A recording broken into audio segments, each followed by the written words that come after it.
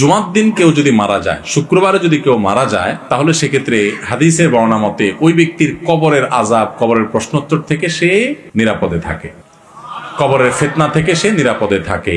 কবরের ফিতনা থেকে আল্লাহ তাকে বাঁচায় রাখেন জুমাবারে কারো মৃত্যু হলে। এটা তো আর কারোর হাতে না কোন দিন কে মারা যাবে, অতএব এটা ভাগ্যের ব্যাপার, এটা খুশনসিবের ব্যাপার। যদি কেউ এই দিনে মারা যায় তাহলে এই সৌভাগ্যের অধিকারী সে হবে।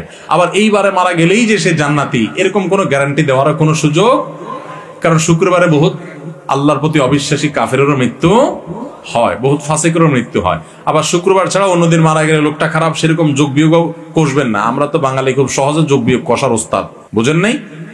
এটা দেখে আপনি যোগ বিয়োগ করতে যাবেন না। একজন নেককার মানুষের মৃত্যু শনি রোববারেও হতে পারে। আমাদের প্রিয় নবী সাল্লাল্লাহু আলাইহি সাল্লামের মৃত্যু কিন্তু শুক্রবারে হয় নাই। অতএব কেউ শুক্রবারে মরণে দেখে আরে এই লোকটা খারাপ, আর শুক্রবার মরছে দেখে একেবারে জান্নাতের সার্টিফিকেট দিয়ে দিবেন, এই গ্যারান্টি নাই। তবে হ্যাঁ, এটা ঠিক যে হাদিসের আলোকে শুক্রবারে মৃত্যুবরণ হলে তার কবরের ফিতনা থেকে মুক্ত থাকার কথা আছে।